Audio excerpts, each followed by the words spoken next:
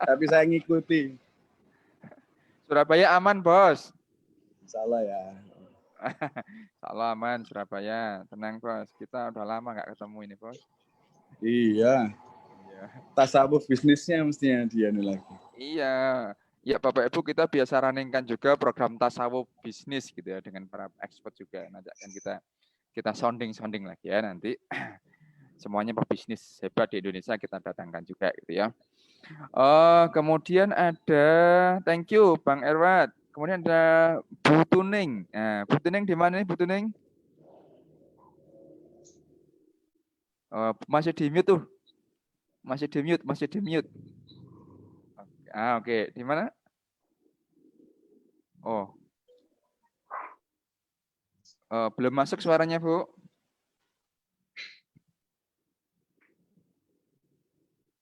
Oh iya, enggak masuk suaranya Bu Tuning ini.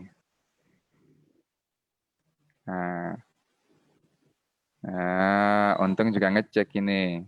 Belum masuk, Ibu. Kayak saya kemarin seperti itu, Bu. Ternyata ada trouble di headset saya. Setelah ganti headset ternyata ada kembung. Ya, belum bisa, Ibu. Belum masuk gitu ya. Belum masuk, Bu. Bu Tuning, suaranya belum masuk. Silakan dicek dulu audionya. Kalau mute-nya sudah. Karena berapa hari rame banget, jadi belum sempat. Belum masuk. Silakan dicek dulu, Bu Tuning, gitu ya. Baik, kemudian ada Pak Setiawan. Pak Setiawan, oh orangnya nggak ada ini ya, masih jangan tidur loh ya. Pak Solahuddin, Fahmi. Gimana ini Pak Solahuddin? Ini repot kalau nggak kelihatan wajahnya ini. Jangan-jangan ini supaya paket datanya hemat gitu ya. Oh, alhamdulillah sudah ada 16 orang. Kurang 3 menit lagi.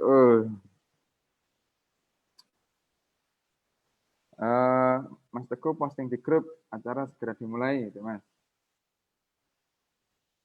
Oke, ada lagi Pak Henry. Pak Henry di mana Pak Henry? Ada Putri Winarni. Putri masih belum kedengaran suaranya ya. Ada Mbak Intan. Mbak Intan di mana Mbak Intan? Nggak kelihatan juga. Pak Setiawan nggak kelihatan juga. Putri masih membenahi audionya. Terus ada lagi Pak Dede Mulyadi. Mana Pak Dede Mulyadi? Ada lagi Pak Regi Dwi Stianto. Nah, gimana ini? Aduh, ini sayangnya wajahnya juga tak kelihatan juga. Oh, ini si barusan masuk ada bos besar ini ya. Ya, ini ada bosnya BPRS Lantabur. Oh, Gus Gozi. Beliau adalah owner dari beberapa jaringan BPR di Jawa Timur. Assalamualaikum Gus Gozi. Langsung tak sambut. Oh, belum join juga ya. Gitu. Ya.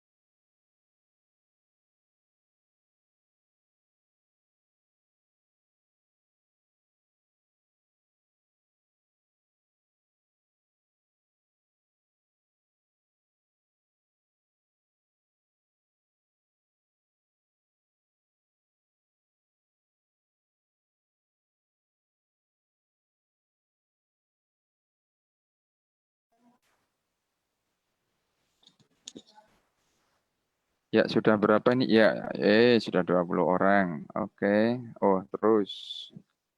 Ya, oke. Kita 2 menit lagi deh, 2 menit lagi, 2 menit lagi. Gus Gozi, halo. Assalamualaikum Gus Gozi. Oh, belum nyambung. Mas Rahman, halo. Mas Rahman di mana?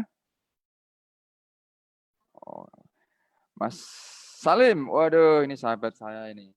Halo, Assalamualaikum, Bro Salim. Waalaikumsalam warahmatullahi wabarakatuh. Waduh, ini Bro Salim ini sahabat di Surabaya yang sekarang lagi jadi expert di bidang finansial syariah, gitu ya. Nah, teman-teman di sini yang pengen belajar all about syariah, nah ini ada pakarnya, ada Mas Salim Suharis, sahabat saya dari Surabaya gitu. Ini pesertanya dari luar kota banyak, Cak Salim. Mungkin Iya, suatu saya saat mohon izin belajar ke jenengan. mungkin suatu saat teman-teman yang di sini butuh pencerahan tentang finance syariah gitu ya. Kemudian di sini ada Gus Gosi belum bisa dihubungi, mudah-mudahan segera join juga gitu. Ya, oke. Bang Ojik, mana Bang Ojik udah ready Bang Ojik? Mana Bang Ojik tadi? Oke. Halo Bang Ojik.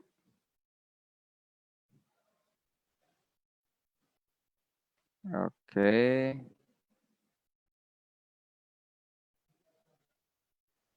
Ya, sudah separuh. Baik, kita mulai saja.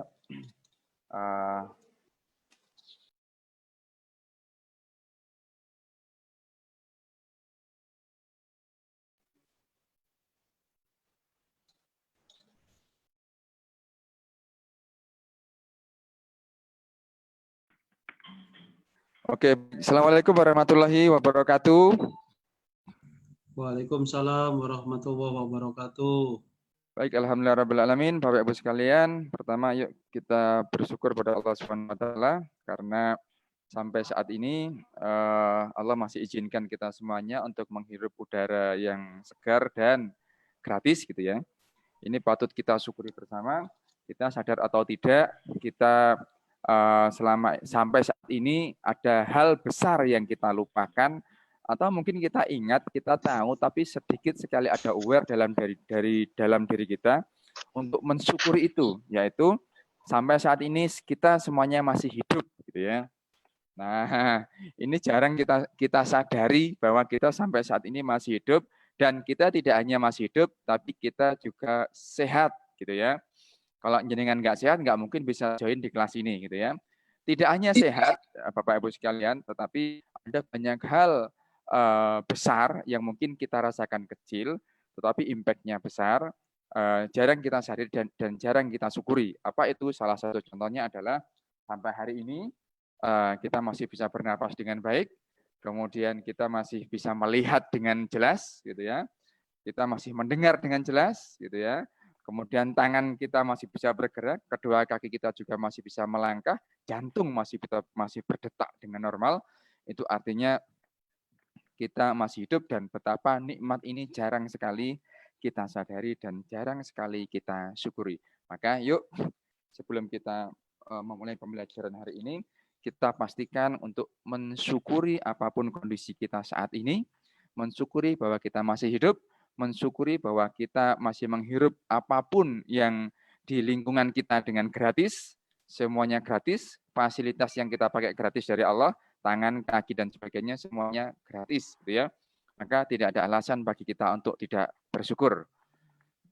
Bahkan dijelaskan sungguh sedikit sekali orang yang bersyukur. Mudah-mudahan kita yang ada di kelas ini termasuk orang-orang yang rajin bersyukur. Amin Allahumma amin.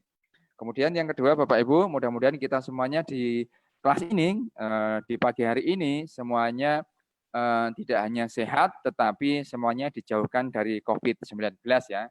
Tidak hanya kita, tapi juga keluarga kita. Amin. Amin Allahumma amin.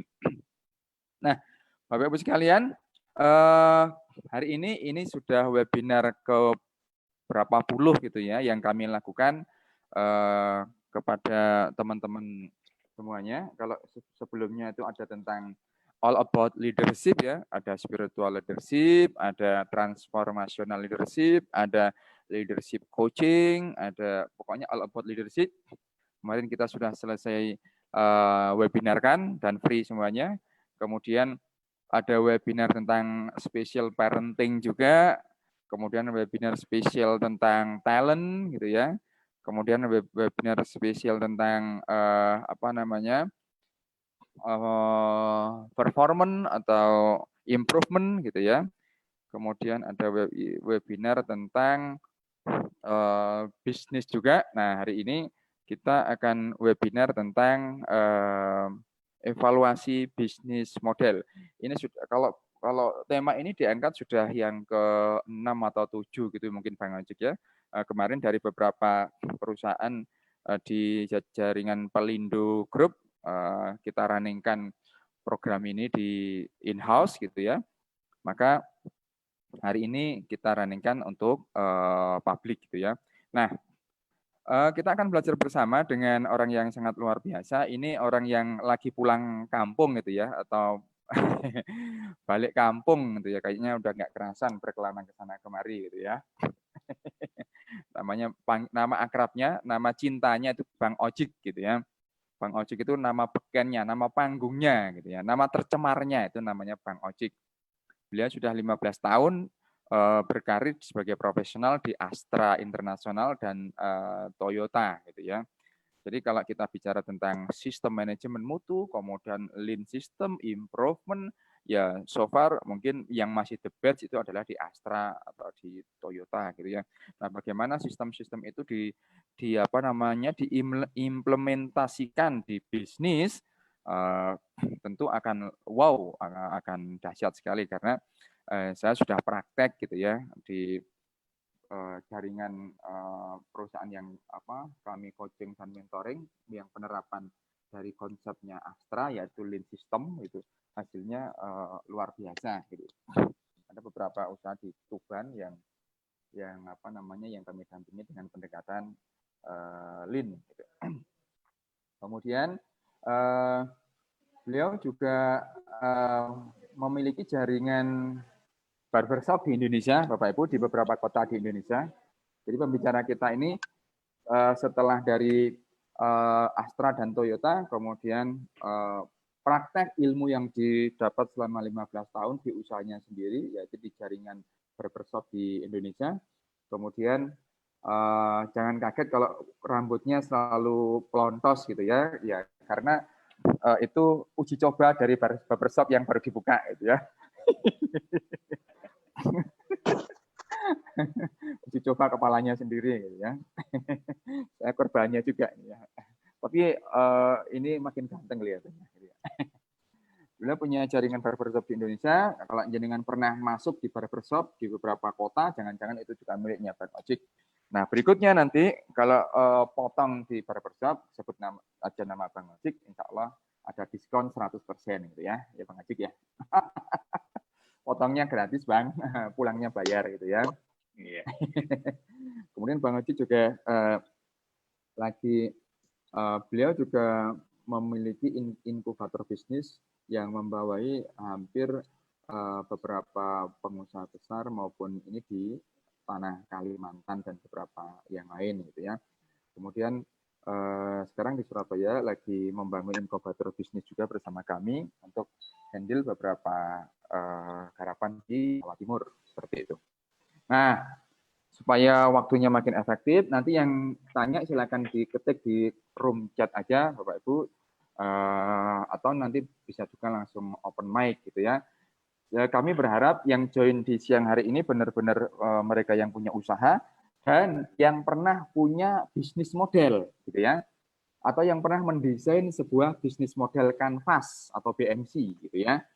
Karena materi yang akan kita bahas nanti adalah ya di samping refresh tentang BMC, tetapi ada bagaimana cara mengevaluasi bisnis kita gitu ya.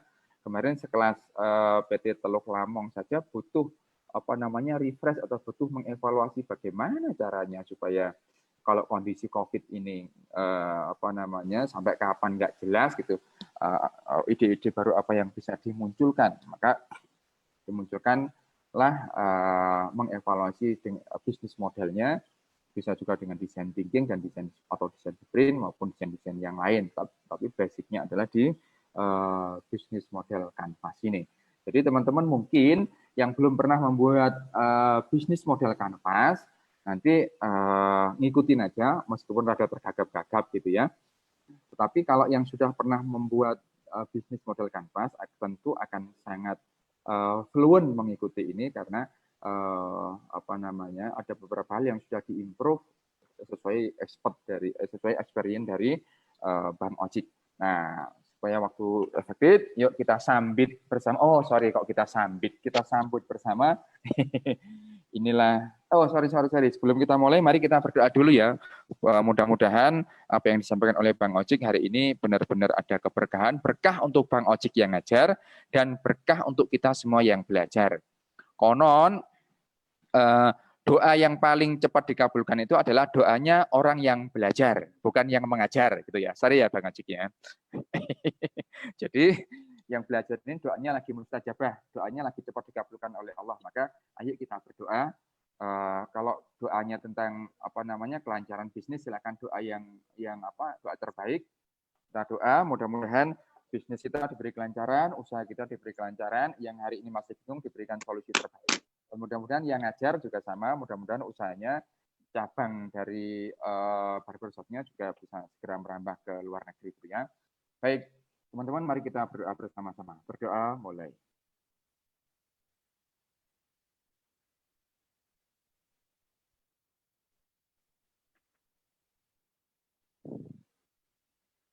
Amin ya rabbal alamin. Nah, baik teman-teman, kita akan belajar bersama dengan orang yang luar biasa. Beliau seorang coach juga, professional coach, license atau based on ICF International singkatannya kok lali ya. ICF itu International apa ya? Kok lupa? International Coach Federation. Kok lupa sih aku? International Coach Federation. Dulu alumni sama saya gitu ya. Dia juga seorang mentor yang handal gitu ya. Baik, yuk kita sambit bersama-sama dengan tepukan yang paling meriah. Yeay. Inilah Bang Ojik. Yuk silakan Bang Ojik. Baik, terima kasih Pak Sahid. Saya share dulu screen-nya.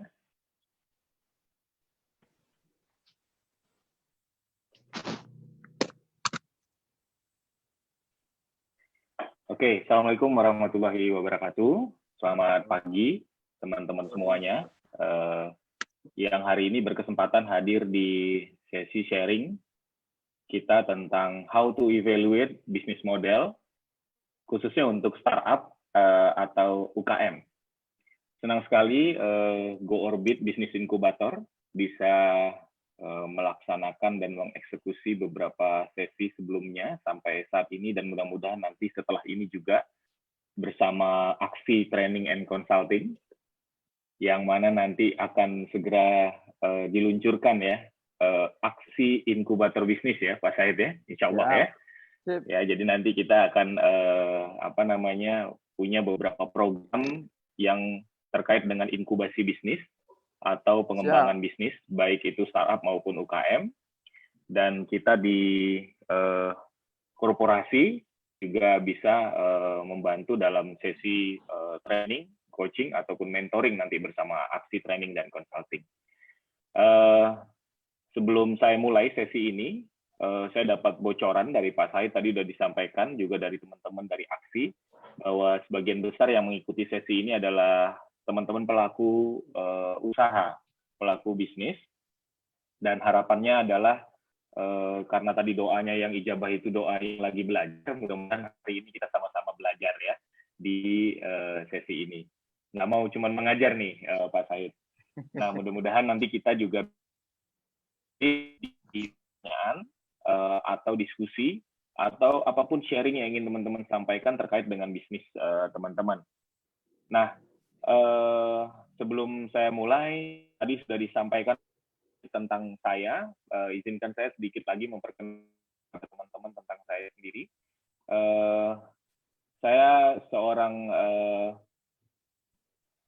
saat ini seorang entrepreneur murni ya, dan beraktivitas juga sebagai seorang coach dan mentor di bisnis inkubasi di Go Orbit Bisnis Inkubator. 15 tahun saya berpengalaman di dunia profesional di Astra Group, paling banyak di Astra Group ya, di beberapa divisi bisnisnya, terakhir di Toyota Indonesia. Kemudian 8 tahun terakhir saya fokus berbisnis sebagai seorang entrepreneur dan menjadi mentor di inkubasi bisnis untuk startup dan UKM. Banyak beraktivitas memang di Indonesia Timur, Kalimantan, Sulawesi Selatan, tetapi tidak tertutup kemungkinan hanya untuk wilayah Kalimantan, tentunya di seluruh Indonesia dengan kontribusi kita untuk mengembangkan bisnis UKM ataupun yang akan salah satu penggerak ekonomi bangsa ya. Nah, dan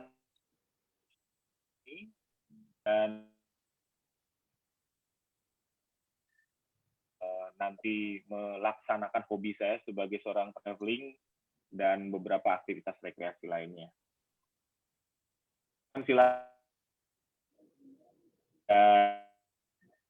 nomor yang ada di diskusi atau di Instagram kita. Sedikit tentang saya. Oh ya, nama saya Fitrian Rozi, tetapi nama panggungnya oleh Pak Sahid diberikan namanya Bang Oji katanya gitu ya. Jadi teman-teman bisa panggil saya Bang Oji saja. Dan mari kita mulai sesi kita ini tentang how to evaluate atau bagaimana kita mengevaluasi bisnis model kita, especially dengan kondisi kita saat ini. Dengan kondisi yang sedang kita hadapi saat ini, dengan tantangan yang kita hadapi saat ini. Kita mulai dengan slide pertama, supaya kita bisa inline, bisa satu frekuensi bersama-sama, maka saya buka dengan slide ini. Teman-teman di sini adalah pelaku UKM, pelaku startup, atau pelaku bisnis. Pertanyaannya bagaimana dengan bisnis Anda saat ini? Dengan kondisi pandemi ini, kalau beberapa hari terakhir saya dengan teman-teman pebisnis, semuanya udah pada nanya begini ya, sudah THR-an belum? Gitu ya. Nah, berbagai macam respon tentang kondisi saat ini, tentang bisnis kita, tentu kita harus melihatnya dalam sebuah ranah pemikiran yang positif, bahwa tantangan ini pasti bisa kita hadapi dan bisa kita lewati. Salah satunya adalah dengan mengevaluasi bisnis model yang hari ini kita akan bahas. Lalu siapa yang berhasil melewati tantangan seperti saat ini? Seperti di mana kita tahu sama-sama bahwa dunia bisnis, dunia ekonomi, sosial, masyarakat, budaya, kebiasaan konsumen telah berubah karena pandemi COVID-19 ini. Percayalah bahwa seperti yang saya sampaikan tadi, bahwa kita pasti bisa melewati tantangan yang ada saat ini dengan kita melihat berbagai macam faktor atau aspek dari bisnis kita, salah satunya bisnis model ini. Oke, siapa yang berhasil melewati tantangan seperti saat ini adalah, saya bisa ambil beberapa kesimpulan dari penjelasan tentang how to positive thinking dengan positivity ya, dengan menghadapi tantangan ini dengan positif. Orang-orang yang bisa melewati tantangan ini adalah orang-orang yang bisa embrace to reality ya, bisa menerima kenyataan. Maka kita sebagai pebisnis, pelaku UKM hari ini yang kita harus lakukan yang pertama adalah menerima kenyataan ini ya, dengan positif tentunya, dengan kita tetap melakukan action terhadap apa yang perlu kita lakukan menghadapi tantangan yang akan kita hadapi saat ini dan akan datang di kondisi pandemi COVID-19 ini. Kita tahu realitinya saat ini salah satunya sedang kita laksanakan, bahwa bergeraknya pola atau berubahnya pola yang sebelumnya kita belajar melalui offline, saat ini kita pun harus bisa berubah, bisa masuk ke kenyataan bahwa hari ini kita bisa belajar lewat online juga. Ya, penampilannya mungkin di atas ini teman-teman bisa lihat saya masih dalam kondisi casual gitu ya, belum tentu di bawah. Kalau nanti kelihatan di bawah mungkin saya juga pakai celana pendek sama seperti yang di video ini. Itu how to embrace the reality dengan positif bisa kita jadikan sebagai dasar kita untuk menghadapi tantangan ini di saat ini dan akan datang. Selain itu, selain embrace to reality, ada tips lagi buat teman-teman pelaku usaha, yaitu dance to the new normal.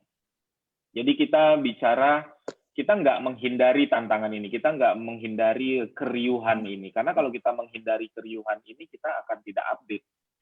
Tapi kita juga tidak boleh masuk ke dalam keriuhan ini. Artinya kalau kita larut ke dalam tantangan yang sekarang kita hadapi, ya kita bisa jadi akan ikut tergulung ya, oleh badai COVID-19 ini. Bisnis kita bisa jadi akan berubah menjadi bisnis yang tinggal nama ya. Produk kita tidak ada lagi di pasaran, kemudian pelayanan yang kita berikan bisa jadi juga tidak akan ada diterima oleh konsumen. Saya kasihkan sebuah foto ke teman-teman. Ini adalah akun Instagram Evil, sebuah clothing line di Bandung, dengan dance to the new normal. Hari ini perusahaan clothing, ya, startup clothing atau UKM clothing, jual beras, teman-teman. Nah, apakah ini bagian dari dance the new normal akibat pandemi ini, akibat tantangan yang kita hadapi ini? Atau ini merupakan sebuah turn back atau pivot bisnis, kalau di startup ada istilah pivot bisnis, terhadap bisnis kita? Atau ini apa namanya? Nah, nanti akan kita lihat. Kita sudah sama-sama tahu bahwa perusahaan clothing pun hari ini bisa jualan yang lain dibanding base lain dari bisnisnya, yaitu clothing atau fashion. Ini saya kasih contoh, ini real, bukan mock-up foto, teman-teman bisa connect ke Instagramnya, mereka menjual beras premium di outlet clothing. Kemudian teman-teman juga bisa lihat ini mungkin sudah pernah terima di grup WhatsApp ya, cukup viral, ya di mana bisnis ayam goreng, brand ternama, brand besar, juga harus menyesuaikan dengan tantangan saat ini. Mereka juga melakukan dancing the new normal, supaya bisnis mereka tetap bisa bertahan, supaya tetap brandnya juga tetap bisa bertahan di era saat ini. Kemudian ada lagi, saya kasih gambaran ke teman-teman supaya kita punya frekuensi yang sama. Saat ini new normal telah banyak terjadi. Pizza Hut, dulunya di Indonesia tidak ada layanan drive-thru. Dulunya pelanggan tidak dibiasakan drive-thru itu dengan menunggu lebih dari 5 menit atau 10 menit. Tapi kalau di pizza, teman-teman pasti tahu bahwa proses tunggunya juga bisa jadi menuju 15 menit, tapi bisa jadi lebih. Tetapi konsumen harus melakukan ini karena dine-in mungkin banyak keterbatasan saat ini. Lalu sedikit saya info juga, salah satunya bisnis yang sedang saya geluti saat ini di barbershop, juga sama, kita juga merubah pola yang mula ada di outlet, sekarang kita lakukan aktivitas home barber atau barber di rumah. Nah, ini berbagai contoh bentuk kita dance to the new normal dalam kondisi saat ini. Selain itu, teman-teman, selain kita embrace the reality, dance to the new normal, kita juga perlu melakukan yang namanya handicap principle. Dari foto ini teman-teman bisa lihat ya gambar seorang yang kita sebut saja tidak bisa berenang, kemudian bisa tenggelam di sebuah kolam atau di sebuah laut. Handicap principle itu apa sih? Handicap principle itu adalah bagaimana sebenarnya teman-teman dalam kondisi saat ini, dengan bisnis yang teman-teman miliki saat ini, seharusnya teman-teman tidak perlu dan tidak akan tenggelam dengan menggunakan prinsip handicap ini. Handicap prinsip itu adalah bagaimana teman-teman pasti tahu, sebenarnya kalau kita tidak bisa berenang, kita masuk ke kolam, semakin kita panik, semakin kita menggerakkan tidak perlu badan kita, justru gravitasi akan membawa badan kita untuk masuk ke dalam kolam atau ke dalam air, di mana membuat kita akan tenggelam gitu. Apa tipsnya? Teman-teman bisa cek bagaimana supaya kita tetap bisa mengapung walaupun kita tidak bisa berenang di kolam. Yaitu dengan posisi kita tidak panik, in positive way kita tidak panik, kemudian kita cukup bergerak seperlunya untuk menyeimbangkan badan kita, sehingga secara otomatis berat jenis badan kita dan berat jenis air akan memberikan dorongan membuat posisi badan kita mengapung. Nah, posisi ini akan membuat teman-teman safe, membuat teman-teman selamat dalam bisnisnya teman-teman. Dengan tadi embrace reality, dengan positive way ya, kemudian teman-teman dance to the new normal, kemudian teman-teman gunakan prinsip handicap ini. Prinsip handicap itu secara sederhana adalah bagaimana teman-teman fokus kepada yang hal terkecil dari bisnis teman-teman terlebih dahulu. Kemudian teman-teman mencari ide baru, serta teman-teman meyakini bahwa kelemahan saat ini, tantangan saat ini adalah peluang untuk menjadikan kekuatan. Inilah poin dari handicap prinsip di dalam kita berbisnis. Jadi kita harus tetap cari ide baru, kemudian fokus saja pada hal yang terkecil, tidak usah memikirkan ini kapan pandemi berakhir, tidak usah memikirkan bagaimana bulan depan, bagaimana kondisi kita nanti, konsumen kita nanti berubahnya seperti apa, dan lain-lain. Itu semua tidak usah difokuskan saat ini, ya. Bukan berarti kita tidak memperhatikan, tetapi saat ini kita tidak perlu fokuskan sampai terlalu jauh. Fokus saja pada yang akan Anda lakukan hari ini dan besok, dan ke hal yang terkecil dari prinsip bisnis. Kemudian cari ide dengan tidak panik, seperti orang yang tadi, tentu teman-teman tidak akan tenggelam gitu. Begitu juga dengan teman-teman di bisnis. Kalau teman-teman tidak panik, pikiran bisa bersih, pikiran bisa tenang, maka teman-teman akan mendapatkan ide-ide yang baru atau ide-ide yang selama ini bisa jadi tidak teman-teman pikirkan. Kemudian, apapun kelemahan yang sekarang terjadi di bisnis kita harus jadikan untuk kita jadikan kekuatan.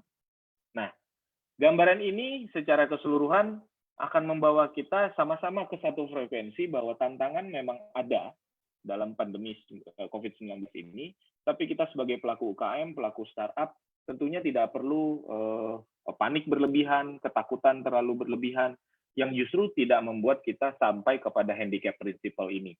Justru kita buntu, justru kita tidak mendapatkan ide baru, atau kita tidak melakukan apapun. Justru jadi rebahan. Seperti tadi Pak Said sampaikan di awal, jauhi tempat tidur dan sofa ya, supaya nggak rebahan mulu gitu. Nah, inilah yang bisa kita pegang teman-teman di awal sebelum kita membicarakan evaluasi bisnis modelnya kita. Oke, frekuensi yang kita samakan berikutnya adalah teman-teman, apa itu startup? Apa itu bisnis rintisan? Yaitu sebuah perusahaan yang diinisiasi oleh seorang entrepreneur. Saya yakin kita semua yang ada di room ini adalah seorang entrepreneur yang belum lama beroperasi, ya. Lamanya pun relatif, bisa 1 bulan, 2 bulan, 6 bulan, 1 tahun, 5 tahun, bisa jadi kita sebut sebagai perusahaan baru. Banyak faktor, tapi kita tidak bahas di sini. Kita sepakati terlebih dahulu bahwa startup atau usaha rintisan adalah perusahaan yang diinisiasi sebagai seorang entrepreneur yang waktunya belum lama. Kemudian perusahaan ini sebagian besar merupakan perusahaan yang baru didirikan atau sudah didirikan, cuman model bisnisnya berada pada fase pengembangan, pasar yang paling tepat atau pasar yang paling serta memiliki potensi pengembangan model bisnis. Nah, dari definisi ini teman-teman, startup itu juga perlu saya terkait dengan digital bisnis ya, teknologi bisnis. Itu bagian dari startup juga, gitu ya. Berbeda dengan startups ya, bisnis aplikasi yang mana mereka memiliki bisnis model yang juga berbeda. Nah, di sisi lain yang perlu kita sepakati adalah yang kita samakan frekuensinya, bahwa semua bisnis itu pasti punya bisnis model. Lalu, krisis bisnis. Krisis bisnis itu apa sih? Krisis bisnis adalah peristiwa atau serangkaian peristiwa yang menyebabkan gangguan hebat terhadap bisnis kita. Ya, jadi nggak mesti harus COVID-19 atau pandemi ini yang bisa menyebabkan krisis dalam bisnis. Macam-macam, 98 dengan krisis ekonomi, kemudian di 2008 dengan krisis finansial di Amerika. Banyak jenis krisis, termasuk force major ya. Beberapa bisnis kita misalnya sewaktu di Lombok, termasuk bisnis saya di Lombok, waktu terjadi gempa kemarin, juga akan menyebabkan bisnis kita mengalami krisis.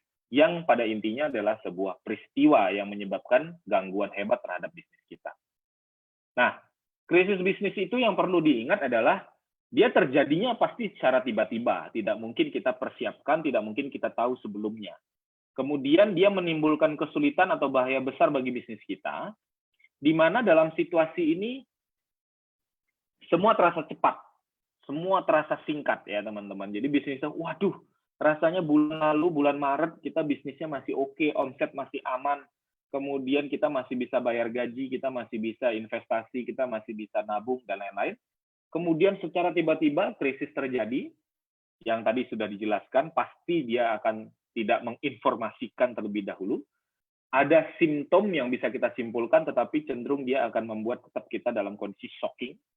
Nah, kemudian dalam waktu bersamaan, kejadiannya singkat, kita juga perlu untuk mengambil keputusan dengan cepat untuk survive atau facing bisnisnya kita. Nah, itulah yang perlu kita perhatikan dalam konteks krisis bisnis. Maka teman-teman, mari kita bersepakat bahwa semua bisnis pasti punya tujuan, semua bisnis pasti punya konsumen, semua bisnis punya cara jualan produknya, semua bisnis punya pasar, semua bisnis punya target keuntungan. Nggak mungkin bisnis kita buat tanpa target keuntungan. Kemudian semua bisnis pasti butuh biaya untuk menjalankan bisnis kita. Kemudian semua bisnis juga pasti punya tim. Tidak mungkin bisnis kita jalankan sendiri. Minimal 1 atau 2 orang kita akan punya tim untuk menjalankan bisnisnya kita. Nah, ini kita sepakati sebagai apa? Semua yang kita lakukan tadi, yang kita jawab pertanyaan tadi, itu bicara sebenarnya adalah tentang bisnis model, teman-teman.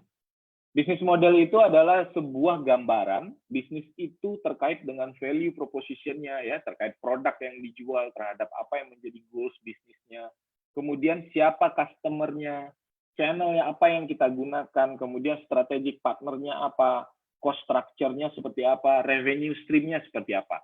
Nah, yang tadi saya tanyakan sebelumnya ke teman-teman, yang saya sampaikan bahwa semua bisnis pasti punya konsumen, semua bisnis pasti perlu produk, yang perlu cara jualannya bagaimana, kemudian semua bisnis pasti butuh pasar. Semua jawaban pertanyaan itulah sebenarnya bisnis model. Maka kita yang ada di room training sharing hari ini adalah orang-orang yang menyatakan bahwa diri kita seorang pelaku usaha, pelaku startup, pelaku UKM atau pelaku bisnis, yang mana kita pasti punya bisnis model. Tidak mungkin kita tidak punya bisnis model dalam menjalankan bisnis. Dengan kita memahami bahwa apa sih sebenarnya bisnis model itu.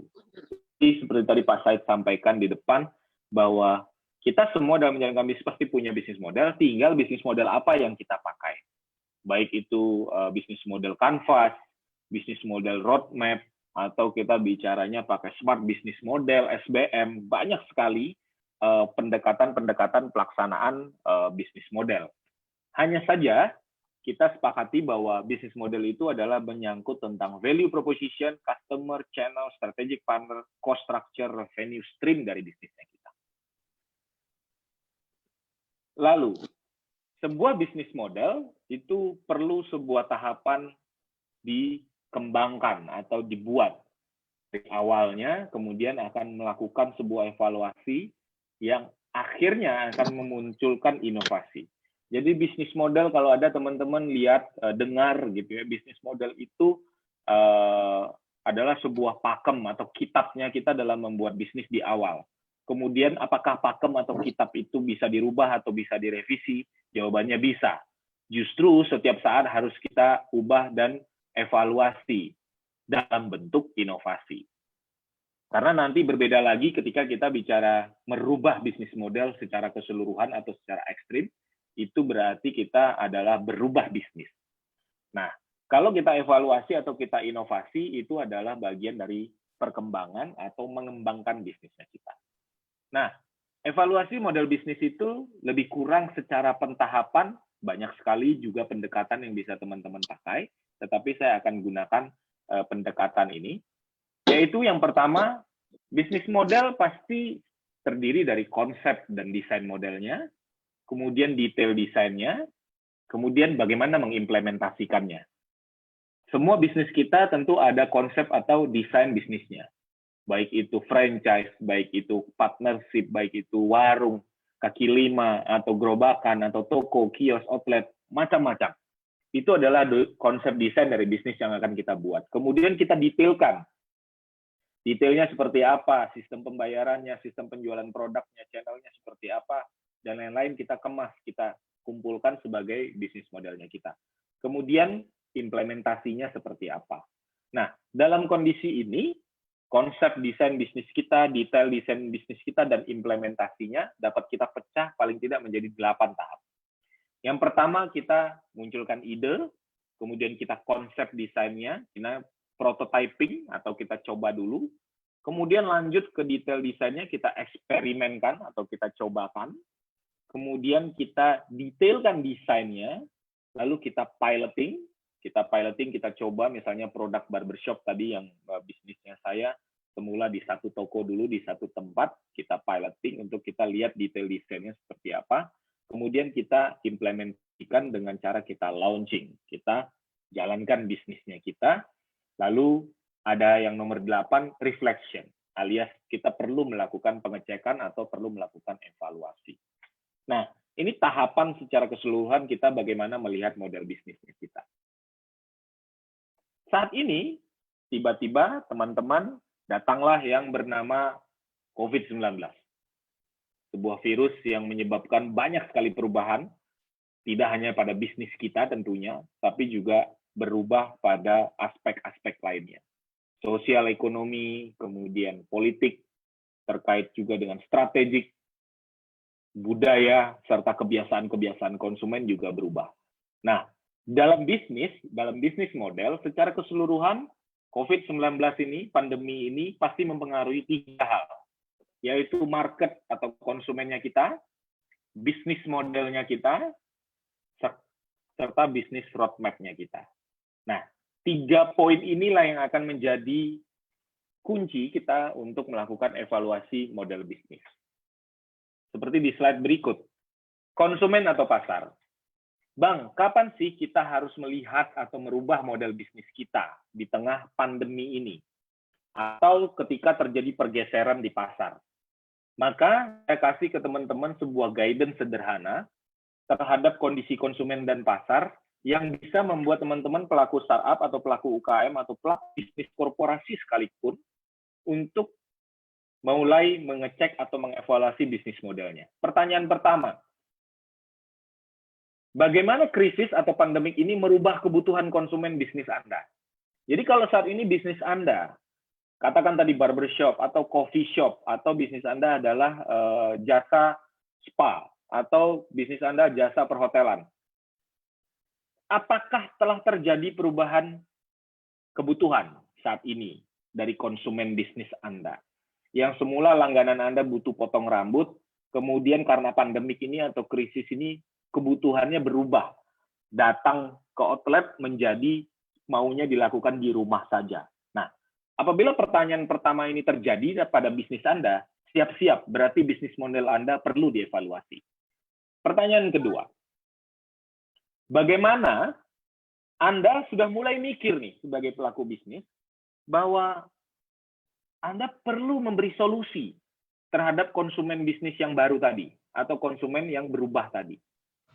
Gitu ya. Jadi kalau Anda sebagai pelaku, sebagai entrepreneur udah ngerasa begini, aduh, kok bisnis saya ini sekarang nggak butuh lagi ya konsumen karena pandemi ini, karena krisis ini bisnis saya jadinya sepi, omset turun gitu. Kemudian Anda mulai berpikir, gimana ya caranya ya supaya kebutuhannya konsumen ini terhadap produk saya atau terhadap bisnis saya itu tetap terpenuhi.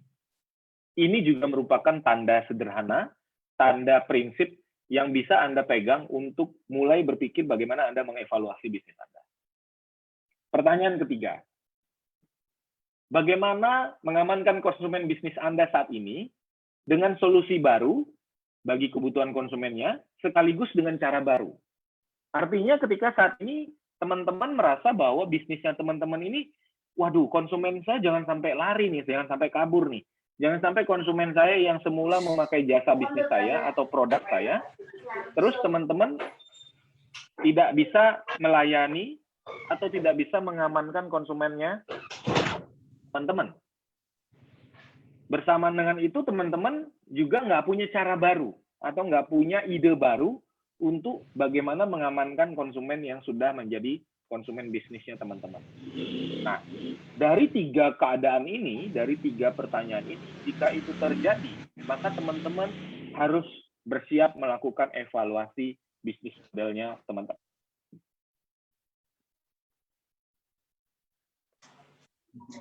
Bisnis model. Bisnis model itu tadi sudah di awal saya jelaskan kepada teman-teman bahwa bisnis model itu adalah secara keseluruhan sebuah gambaran yang akan menunjukkan bahwa teman-teman akan sukses atau berhasil menjalankan sebuah operasional bisnis. Kemudian teman-teman bisa mengidentifikasi revenue teman-teman.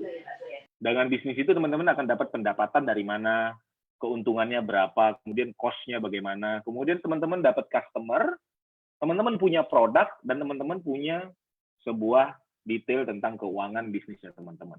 Itulah bisnis model secara keseluruhan yang dikemas dalam sebuah bentuk model atau gambaran secara keseluruhan. Maka ada macam-macam orang menyebutnya bisnis model canvas, ada bisnis model roadmap, atau smart business map, dan lain-lain. Banyak sekali pendekatan yang lain. SWOT analysis, TOWS analysis, dan macam-macam dalam teman-teman melakukan sebuah aktivitas bisnis. Nah, maka bisnis model itu secara rasional merupakan gambaran bagaimana sebuah bisnis dibuat. Kemudian dia bisa menjadi solusi bagi konsumen tentunya.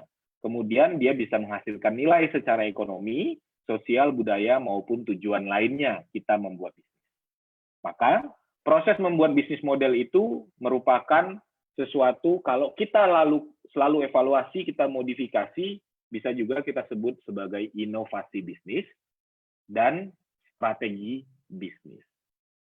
Maka tadi saya sampaikan ke teman-teman, bisnis model itu bukan sesuatu yang baku di awal teman-teman buat, kemudian teman-teman berpaku ke sana, karena bisnis model itu sangat terkait dengan faktor-faktor konsumen, value proposition produk, kemudian channel, strategiknya, kemudian cost, serta revenue-nya. Seperti yang sudah saya bahas sebelumnya. Nah, berikutnya, bisnis roadmap. Saya menggunakan salah satu metode Smart Business Map yang diinovasikan oleh Pak Budi Isman, mentor bisnis. Kebetulan saya juga bermentor dengan beliau. Ya, saya banyak belajar dari beliau. Beliau mengembangkan Smart Business Map, SBM, yang mana sebenarnya ini membagi bisnis model teman-teman menjadi 3 bagian. Apa itu? Bagian tempat teman-teman bermain, playing field, kemudian market landscape-nya atau pasarnya, kemudian operational profitability-nya. Saya tidak bahas terlalu banyak tentang Smart Business Map ini, saya hanya akan menunjukkan ke teman-teman bahwa pentingnya sebuah roadmap dalam bisnisnya teman-teman, untuk melihat, kalau di playing field itu kita melihat bisnis kita itu atau produk kita itu menjawab problem apa. Kemudian kita bisa melihat segmen pasarnya, kemudian produk kita itu sudah ada atau belum, atau sudah sesuai dengan kondisi yang dibutuhkan di market atau problem yang dihadapi oleh konsumen, kemudian market validation-nya, kemudian core environment-nya atau lingkungan yang mensupport bisnis teman-teman berjalan. Kemudian market landscape itu bicara tentang apa? Tentang USP, unique selling proposition dari produk teman-teman, branding, kemudian promosi atau campaign programnya teman-teman, kemudian channel, serta bagaimana memanage customer. Di yang lain, di field ketiga yaitu tentang operational profitability, tentang bagaimana teman-teman menggenerate revenue, mendapatkan sebuah pendapatan, kemudian bagaimana teman-teman menyusun biaya, struktur biayanya, serta resource-resource yang diperlukan, kemudian kompetensi organisasi, serta forecast di bisnisnya teman-teman. Nah, Bang Uji, tadi kan bicara tentang konsepnya, tentang teorinya. Lalu bagaimana tahapan kita mengevaluasi bisnisnya kita? Buruan nih, bisnis kita udah megap-megap nih, buruan bisnis kita udah mesti kita amankan nih, buruan. Gimana caranya Bang Uji kita melakukan evaluate bisnisnya, bisnis modelnya kita? Nah, saya menggunakan pendekatan bisnis model yang paling sederhana, yang paling banyak juga digunakan oleh para pelaku UKM atau pelaku startup, yaitu Big Picture Business Model Canvas yang dikembangkan oleh Alex Osterwalder di tahun 2006, dan diluncurkan secara luas di dunia pada tahun 2010, yaitu 9 block business model canvas, yaitu gambaran model bisnis kita seperti sebuah diagram seperti itu yang terdiri dari 9 blok bisnis model. Untuk mengetahui lebih jauh tentang bisnis model ini, nanti teman-teman bisa, kalau tadi Pak Sahid sampaikan, bisa nanti diinkubasi di Sahid di aksi inkubator bisnis. Kita bahas lebih jauh tentang bisnis model ini, bagaimana kita membuat bisnis model. Dan teman-teman juga bisa baca atau lihat di referensi, di googling, juga banyak informasi tentang bisnis model ini. Saya akan langsung fokus kepada bagaimana kita mengevaluasi bisnis model. Dengan pendekatan 9 block bisnis model canvas by Alex Osterwalder ini. Nah, 9 block bisnis model ini, teman-teman, terdiri dari 9 bagian, ya. Customer relationship, channel, kemudian revenue, lalu ada value proposition dari produknya kita, kemudian key activities-nya, key partners-nya, serta key resource-nya, dan cost. Ini adalah komponen-komponen yang harus kita bangun, seperti yang kita sepakati tadi di awal, sebuah bisnis model harus paling tidak bisa menjawab 9 bagian dari hal yang terkait dengan bisnis kita ini. Nah, bisnis model itu secara keseluruhan bisa dibagi 2 secara besar, yaitu sisi kanan slide, sisi kanan gambar yang saya sampaikan ke teman-teman itu adalah sisi market atau sisi pasar, di sisi kiri itu adalah produk. Namun bisa kita bagi menjadi 4 bagian dengan 2 bagian kecil yang lain, yaitu tentang financial dan tim dari bisnisnya kita. Nah, mari sama-sama teman-teman yang saat ini sudah menjalankan bisnis dan teman-teman juga melakukan aktivitas bisnis. Yuk kita lihat teman-teman posisi marketnya teman-teman seperti apa. Siapa customer-nya teman-teman, value produknya teman-teman bagaimana, customer relationship-nya bagaimana, kemudian channel atau revenue-nya seperti apa. Itu sisi market dan sisi financial di sisi kanan. Coba diingat-ingat saat ini sambil jalan, nanti teman-teman akan tahu, oh customer saya, bisnis saya katakan sekarang adalah kebab atau pentol, atau bisnisnya teman-teman barbershop, bidang jasa, atau teman-teman bisnisnya adalah coffee shop atau take away coffee yang sekarang lagi ngetren ya, mulai dari janji hati, janji susi, sampai janji jiwa. Semua ada bentuk take away coffee yang sekarang muncul ya.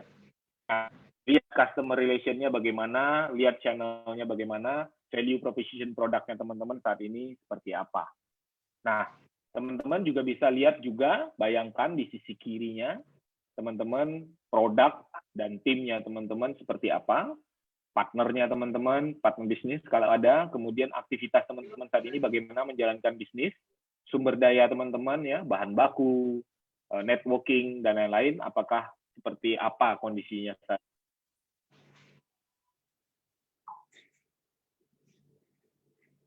teman-teman seperti apa.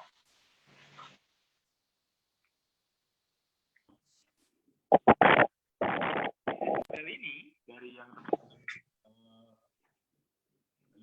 dalam pembagian 4 bagian ini, kita bisa lihat nanti satu-satu apa saja yang bisa kita evaluasi dari bisnis modelnya kita. Nah, yang akan kita evaluasi dari bisnisnya kita adalah bagaimana kita mengecek kondisi krisis seperti ini. Apa saja kuncinya dalam bisnis kita. Saya akan tampilkan paling tidak ada dari bisnis model 9 blok ini 3 bagian yang akan menjadi kunci dari krisisnya kita. Yang pertama adalah apa dari bisnis Anda yang saat ini efektif berkembang. Kalau dalam bisnis Anda saat ini ada yang tidak efektif berkembang, berarti itu adalah potensi krisis di bisnis Anda. Nah, sebagian besar pelaku UKM atau pelaku startup hari ini kebanyakan bahwa di produknya, di bisnisnya ini, mengalami kemandekan atau mengalami hambatan. Nah, dari sini, teman-teman harus menanyakan apa saja, yaitu apa yang dapat Anda lakukan untuk mempengaruhi tim dan keuangan Anda, sehingga bisnis Anda bisa efektif berkembang. Pertanyaan kedua adalah bagaimana keadaan pasar bisnis Anda saat ini. Misalnya krisis karena pandemi COVID-19 ini, seperti bisnis saya barbershop. Saat ini terjadi penurunan omset karena terjadi penurunan walk-in customer ke outlet itu hampir 70%. Kenapa? Karena konsumennya takut ya, datang ke barbershop gitu, takut ada kontak fisik atau takut kondisi outlet misalnya tidak higienis ya, tidak bersih. Nah, keadaan pasar ini teman-teman harus bisa cek.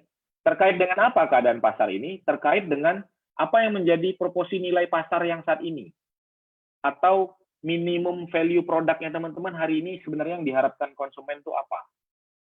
Sama dengan contoh barbershop tadi, saat ini konsumen khawatir dengan kontak fisik, khawatir dengan higienitas atau kebersihan, khawatir dengan alat-alat yang digunakan. Maka dalam keadaan pasar seperti ini, saya harus mulai mencari apa yang menjadi proposisi nilai pasar dari bisnis saya atau dari produk yang saya tawarkan. Kemudian yang ketiga, terkait dengan model bisnis apa yang dapat berkembang. Nah, model bisnis apa yang dapat berkembang ini terkait dengan kita mencari ide atau mengevaluasi model bisnis kita, sehingga kita perlu melihat adakah kegiatan bisnis yang perlu kita ubah, atau adakah produk atau jasa yang memiliki potensi untuk dijalankan dalam bisnis Anda ketika dalam kondisi krisis seperti saat ini. Inilah key of crisis yang kita bagi menjadi 3 bagian. Jadi, apakah bisnis Anda akan efektif berkembang, itu akan terkait dengan keuangan bisnis Anda dan tim Anda saat ini. Tim ini artinya, teman-teman, apakah masih perlu mempekerjakan karyawan dengan jumlah 10 orang, atau 200 orang, atau 4 orang saja, atau hanya menjadi 2 orang saja. Kemudian keuangan tentu mempengaruhi omset, mempengaruhi revenue, dan mempengaruhi aspek-aspek keuangan di bisnis Anda. Kemudian bagian kedua, keadaan pasar itu adalah terkait dengan proporsi nilai pasar Anda. Kemudian model bisnis itu terkait apa hal yang mungkin menjadi potensi di kemudian waktu. Kita coba lihat case study-nya. Saya punya contoh di sini usaha startup atau usaha rintisan atau UKM kopi, take away coffee.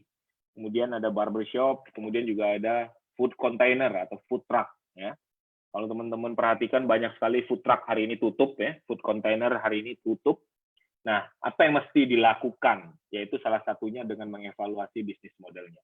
Sebenarnya sudah teman-teman lakukan, ya, mengoptimalkan order online, mengoptimalkan juga dengan delivery atau pemesanan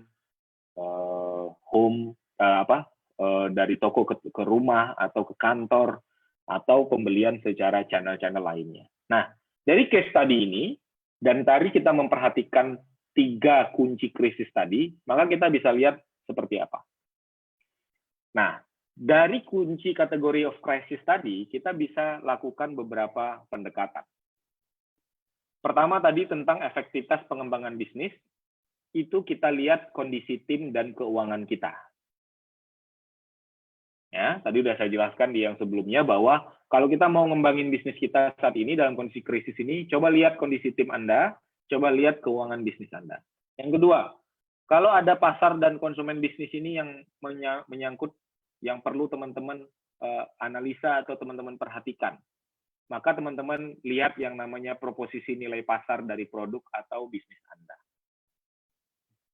Kemudian yang ketiga, pengembangan model bisnis, yaitu apakah ada potensi produk atau jasa dari bisnis yang dapat dikembangkan. Inilah kategori krisis yang tadi kita sudah bahas. Dengan case tadi 3 outlet tadi, teman-teman nanti bisa mempelajarinya atau bisa mencobakannya sekarang di tempat teman-teman masing-masing atau dengan bisnisnya teman masing-masing. Maka akan ada namanya krisis unlock atau kunci tadi itu dibukanya gimana sih caranya? Tentu kita harus lakukan dengan cepat, sesuai dengan definisi krisis tadi. Bahwa kita harus membuat keputusan dengan cepat, karena kita harus survive atau menyelamatkan bisnisnya kita. Yang pertama, efektivitas pengembangan bisnis terkait dengan tim dan finansialnya kita. Apa yang kita lakukan? Review bisnis kita. Kemudian komunikasikan dengan timnya kita. Motivasi timnya kita, kemudian amankan revenue-nya teman-teman. Kemudian lakukan efisiensi, serta lakukan cash flow management. Ini beberapa opsi yang umum kita lakukan sebagai pelaku usaha. Begitu krisis kita hadapi, bisnis kita, kondisi tim dan finansial kita harus kita perhatikan efektif atau tidak, maka kita dengan serta-merta langsung review bisnis kita. Wah, gimana nih bisnis kita selama pandemi? Apakah selama pandemi ini kita tetap buka atau tutup? Apakah selama pandemi ini kita harus merumahkan karyawan? Apakah dalam kondisi pandemi ini kita harus tidak menggaji karyawannya kita dan lain-lain? Maka kita bisa perhatikan beberapa aspek di unlock-nya dari permasalahan ini. Tapi apakah ini yang harus kita gunakan? Nah, inilah gunanya kita melakukan evaluasi bisnisnya kita. Belum tentu ini semuanya harus kita lakukan. Bisa jadi kita kombinasikan dengan unlock yang lain. Kita lihat yang kedua. Keadaan pasar dan konsumen bisnis kita itu menyangkut market value proposition. Bisa jadi teman-teman hari ini sudah mulai memikirkan atau melakukan aktivitas, atau bahkan sudah, yaitu build MVP, minimum viable product. Itu artinya teman-teman membuat produk khusus selama krisis ini. Ya, yaitu teman-teman desain secara adaptif dari kondisi krisis ini. Ada bisnis, misalnya teman saya pengusaha food truck di Kalimantan gitu ya. Karena pengunjungnya semakin turun, sementara dia jualannya tetap harus berlaksana karena dia kebetulan jualannya makanan. Sekarang dia mikirin frozen food. Jadi dia mencari MVP baru atau minimum viable product-nya dia. Jadi dia itu kayak angkringan ya, pakai mobil gitu. Jadi selama ini konsumen untuk makan ke tempatnya dia itu dengan datang gitu ya, sambelnya diulekin sama dia langsung, makanannya dipanasin, digoreng langsung di tempat gitu. Hari ini karena terjadi physical distancing, terjadi PSBB ya, pelarangan orang datang ke toko makanannya dia gitu. Dia harus berpikir, oke, saya mungkin perlu mengurangi karyawan saya, melakukan efisiensi di tahapan pertama. Tapi dia nggak mesti tutup dong bisnisnya. Gimana caranya? Ya dia bikin MVP produk baru, yaitu dengan dia membuat sebuah produk yang dia jual itu dengan model yang direvisi, yaitu dengan frozen food. Jadi dia beli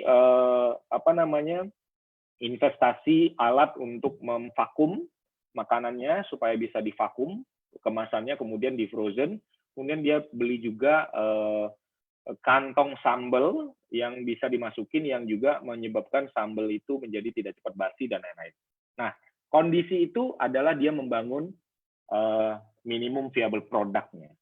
Bisa juga teman-teman melakukan vertical sales, seperti yang dilakukan di barbershop-nya kami. Di barbershop-nya kami, walaupun tidak ada pandemi, sebelumnya kami memiliki SOP bahwa barbershop kami menggunakan masker. Barbershop kami menggunakan alat bahan sterilisasi untuk alat peralatannya, itu menggunakan cairan steril. Baik itu juga bentuknya sabun, apakah bentuknya disinfektan, apa bentuknya sanitizer. Nah, vertical sales itu seperti apa teman-teman? Teman-teman bisa semula di barbershop-nya saya itu hanya menggunakan layanannya itu hanya untuk barbershop saja, tapi karena kami memiliki supply, karena kami memiliki produk yang biasanya dipakai sendiri, saat ini bisa dijual. Karena kebutuhan market ada. Kebutuhan sanitizer, kebutuhan masker. Akhirnya kita melakukan vertical sales yang namanya juga jualan masker dan jualan sanitizer. Sama seperti gambar yang saya contohkan tadi di depan, yaitu bagaimana KFC merubah pola penjualannya, Pizza Hut merubah pola penjualannya. Itu disebut dengan vertical sales activity. Yang ketiga, pengembangan model bisnis. Apakah teman-teman nanti perlu melakukan temporary stop? Apakah teman-teman perlu nanti melakukan pivot bisnis? Itulah yang teman-teman akan lihat di pengembangan model bisnisnya teman-teman. Atau teman-teman untuk survive justru memang lempar handuk aja udah bisnisnya saya tutup gitu. Karena apa? Pada akhirnya sebagai pelaku bisnis kan Anda harus menyelamatkan diri Anda terlebih dahulu dalam konteks manusianya gitu ya. Jadi bisnis ini kalau memang tidak lagi cocok model bisnisnya di era pandemi ini, kemudian kita harus lempar handuk putih, ya sudah lempar handuk putih. Cuman apakah ini yang harus kita pakai? Belum tentu. Itulah sebabnya kita perlu mengevaluasi bisnis modelnya kita. Nah, saya ambil dari kasus tadi, teman-teman, setelah memperhatikan 3 kunci tadi, di bisnis barbershop. Saya kasih contoh ke teman-teman. Apa yang dilakukan oleh pelaku UKM seperti bisnis barbershop saya? Maka saya akan melakukan evaluasi terhadap 3 kunci krisis tadi. Dari evaluasi tersebut, saya menemukan bahwa yang perlu saya lakukan saat ini adalah paling besar, memvalidasi market saya. Apa salah satu strateginya? Saya membuat home barber. Yang semula datang ke outlet, kita buat ke home barber. Karena market kita butuh MVP, tetap mereka butuh potong rambut, tetapi mereka hari ini sulit datang ke outlet. Kita ganti dengan kita yang datang ke rumahnya mereka atau ke kantornya mereka. Nah, ini yang dilakukan oleh di barbershop-nya kita dengan aktivitas di validated market. Kita validasi kembali ulang marketnya kita. Apa benar bisnis barbershop ini harus tutup? Ternyata tidak. Hanya model bisnisnya yang kita perlu evaluasi. Di bagian mana? Di bagian marketnya. Lalu, kita lakukan namanya effectively develop untuk produknya kita. Caranya seperti apa? Kita melakukan sosialisasi bahwa di bisnis kita potong rambutnya aman dan sehat. Ya, anti galau, anti PSBB. Karena apa? Karena kita gunakan layanan home barber dengan standar yang ketat, protokol COVID-19. Dari sini, kita sedang melakukan sebuah pengembangan yang lebih efektif terhadap produknya kita atau terhadap bisnisnya kita. Oke. Kemudian saya bikin promo, potong rambut, in normal price 70.000, tetapi kita kasih harga 100.000 dengan vertical sales. Yaitu kita bilang kita free hand sanitizer, kemudian kita berikan masker yang juga gratis, satu paket dengan harga 100.000 itu. Nah, effectively develop ini saya kasih contoh ke teman-teman adalah hari ini paket ini tidak lagi efektif. Ini efektif kemarin ketika harga sanitizer melonjak tinggi. Ketika masker susah dicari. Karena kita punya channel distribution masker dan sanitizer, kita jadikan paketnya vertical sales untuk sekalian potong rambut. Harganya reasonable, harganya harga normal, dapat potong rambut, dapat juga kita membantu konsumen dengan mengefektifkan konsumen bahwa dia dapat hand sanitizer yang notabene dia sulit cari sanitizernya. Kemudian dia bisa juga dapetin masker yang waktu itu masker itu sulit dicari.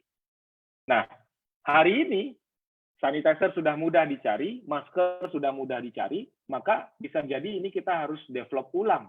Kita pikirkan lagi untuk evaluasi bisnis modelnya kita. Nah, di yang berikutnya adalah scalable business modelnya, kita juga menjual namanya sanitizer secara terpisah di luar dari produk jasa potong rambut.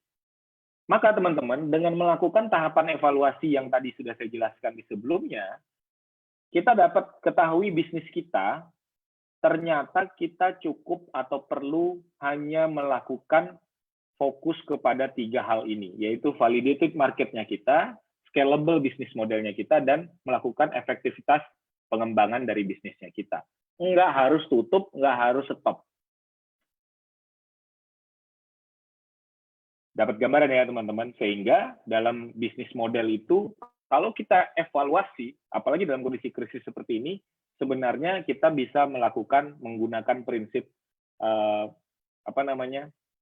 yang tadi saya sampaikan bahwa teman-teman bisa melakukan handicap prinsip, yaitu tenang, lihat bisnis modelnya teman-teman, kemudian teman cari ide baru dan fokus kepada ide tersebut untuk hari ini dan besok, jangan berpikir terlalu jauh, maka teman-teman bisa running bisnisnya teman-teman. Dancing to the new normal. Nah, yang tadi saya gambarkan ke teman-teman ketika saya buka bisnis model, ini yang 9 blok tadi ya.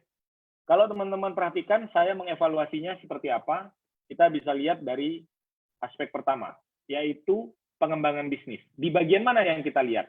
Di financial, itu saya lakukan mengamankan revenue saya, jangan sampai bisnis tutup sehingga saya tidak punya revenue. Di sisi lain, saya efisiensikan cost-nya. Ya, saya ajak tim saya ngobrol, ya, saya review bisnisnya, kemudian saya komunikasikan dengan tim saya, di key partnernya saya, barberman-nya saya, tenaga kerjanya saya, waiters di tempat saya punya cafe juga sama, cafe-nya saya panggil, waiters-nya saya panggil, saya komunikasikan, bisnis kita seperti ini, kita harus mengamankan revenue-nya kita akan lakukan cost efficiency, maka teman-teman, yuk semangat sama-sama, kita jaga, bisnis kita tetap beroperasi, teman-teman yang selama ini dapat gaji, komisi, kemudian insentif, dan bonus, untuk efisiensi, bonusnya kita tiadakan dulu. Nah, itu bentuk bagi saya melakukan cost efisiensi dan melakukan komunikasi dengan tim. Teman-teman tetap dibayar gajinya, tapi bonusnya kita tiadakan sementara selama pandemi ini. Mengkomunikasikan dengan tim kita ini menjadi penting ketika kita menghadapi krisis terhadap pengembangan bisnisnya kita. Lalu, jangan cuman karyawan kita aja nih yang kita tekan untuk efisiennya. Bisnis kita juga harus kita tekan, yaitu di cash flow manajemennya kita. Mana yang memang bisa kita tunda, mana yang bisa kita restrukturisasi, pembelian bahan atau pembelian masker tadi, sanitizer, perlu saya kurangi, ya saya kurangi. Supaya kita dalam konteks krisis ini sama-sama membalans resiko, membalans kondisi bisnis kita, supaya kita sama-sama bisa tetap beroperasi dan tetap jalan. Nah, ini bagian ketika kita melakukan evaluasi di pengembangan bisnis. Yang kedua, kita lakukan evaluasi di pasar. Apa yang bisa kita lakukan? Di kolom mana? Di bagian mana yang bisa kita evaluasi? Nih, pertama, di target customer-nya itu biasanya akan muncul produk scamper atau produk baru. Di sini, di bagian produknya, kita bisa bangun build MVP-nya tadi, bikin produk yang lebih minim gitu ya. Contohnya lagi tadi, selain makanan frozen, bisa jadi kalau yang coffee takeaway coffee ya, yang macam-macam itu mereknya, itu teman-teman bisa lakukan dengan melakukan aktivitas fokus kepada MVP-nya apa. Oh, kondisinya sekarang orang banyak di rumah, teman-teman bisa bikin produk yang tidak mengandalkan copy base. Karena apa? Karena seharian kalau orang tiap hari pagi, siang, malam minum kopi, problem buat lambungnya mereka, buat kesehatannya mereka. Nah, teman-teman bisa melakukan menemukan MVP produk baru, misalnya dengan teh, atau dengan susu, atau dengan campuran makanan yang bisa teman-teman vertical sales-kan. Ini terkait dengan aktivitas vertical sales dan MVP. Saya kasih contoh lagi di tempat saya adalah ketika tadi teman-teman barberman-nya saya berkurang pendapatan mereka karena berkurangnya jumlah pengunjung. Lalu kita subsidi silangkan dengan home barber. Jadi nilai komisi atau nilai gaji insentifnya mereka untuk yang home barber lebih besar daripada di outlet. Akhirnya mereka vertical sales. Mereka kan punya kontak nomor telepon, punya kontaknya pelanggannya mereka gitu ya. Mereka akhirnya info, Pak, kalau Bapak mau potong rambut, saya bisa lo datang ke rumah gitu ya. Nah, itu bentuk dari vertical sales. Kemudian dia bisa juga bikin di story-nya dia oleh kami di outlet, kasih kesempatan para sales para barberman untuk jualan masker, jualan sanitizer dari yang kita punya. Mereka dapat marginnya, dapat keuntungannya. Akhirnya vertical sales terjadi. Nah, itulah yang kita lihat di bagian keadaan pasar atau di konsumen bisnis. Berikutnya di ketiga, yang juga kita bisa lihat pada saat kita melihat model bisnisnya. Apa yang kita bisa lakukan? Yes, ada beberapa outlet barbernya saya dari yang jumlahnya beberapa titik di 11 kota di Indonesia, ada yang kita temporary stop dulu. Ada juga yang memang kita tutup sama sekali, karena memang tidak mungkin itu terjadi. Salah satunya outlet kita yang berada di mall, yang mana mall itu memutuskan untuk tutup selama 2 bulan. Nah, ketika itu terjadi, kita memang harus lempar red flag-nya kita untuk survive. Untuk mengamankan bisnis kita yang lain. Oke, nah, di bisnis bagian ketiga ini, di bagian pengembangan model bisnis ini, solusinya ini ketika teman-teman perlu melakukan perubahan model bisnis. Tidak saya bahas terlalu panjang karena kita bicara di bagian ini adalah bagian evaluasi, maka di 2 bagian sebelumnya yang menjadi titik poinnya kita. Saya rasa itu yang akan saya sharingkan ke teman-teman yang terkait bagaimana mengevaluasi bisnis modelnya teman-teman, para pelaku startup dan pelaku UKM. Selanjutnya saya akan kembalikan ke Pak Sahid untuk memandu sesi kita. Mungkin teman-teman ada yang mau di-sharingkan atau ada yang mau ditanyakan. Demikian dari saya, kita kembali ke Pak Sahid. Oke, baik. Ya. Oh. Oke, baik. Oh, ini suaranya kok anu ya? Oke. Ya, baik. Terima kasih Bang Ojek atas paparannya yang luar biasa. Ya, Bapak Ibu sekalian, jika ada yang hendak didiskusikan, silakan ketik di kolom chat atau silakan langsung open mic saja. Oh, ini suaranya siapa ini? Minta tolong bisa di unmute dulu ya. Oke.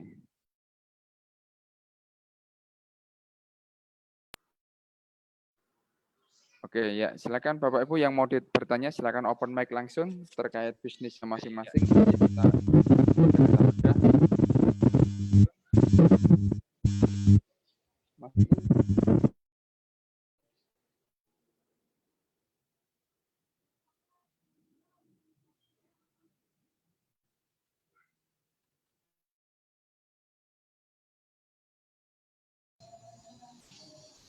Halo, Assalamualaikum.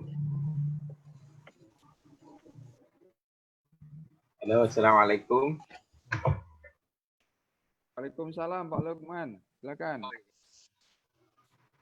Mohon izin perkenalkan. Siap. Terus Jawa Timur. Ya. Halo. Ya. Halo. Iya, Pak. Ini Bang Odi, mungkin saya ini termasuk kalau memang kami belum pelatihan bisnis trainer gitu. Dalam kondisi seperti ini, memang adanya pandemi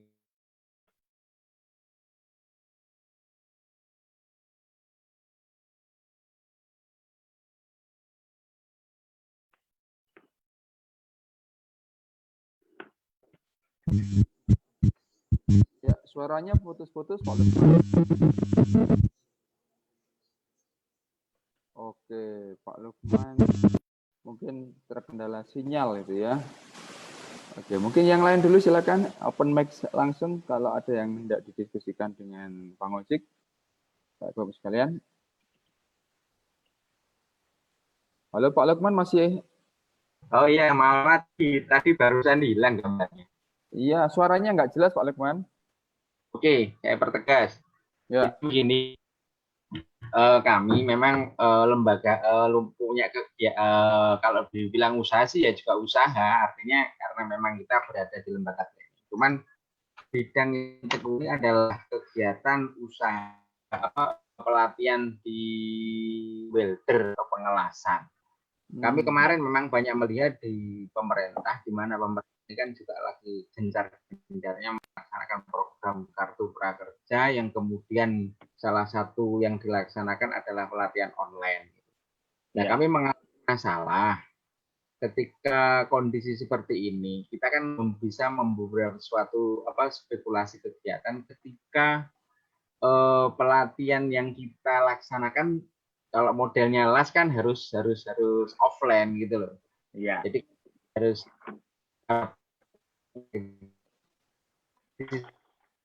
las ini merupakan pelatihan yang kalau bisa dibilang cost-nya tinggi kan tinggi. Serta mencapai paling antara 5 sampai 7 juta gitu loh. Nah, kondisi seperti ini kan tentunya juga berpengaruh ketika mereka itu mengalami masalah. Kita sebagai penyelenggara itu dengan menawarkan harga seperti itu kan juga mesti berpikir ulang kan gitu. Kita harus pandemi seperti ini. Mungkin pertanyaan saya singkatnya adalah langkah apa yang harus kami lakukan karena memang model-model pelatihan yang kita lakukan, kami belum menemukan cara yang paling sederhana yang bisa mendulang marketplace kita, penjualan kita sehingga kita dapat beromset di tengah pandemi seperti ini. Mungkin gitu aja sementara gitu Mas Ojib.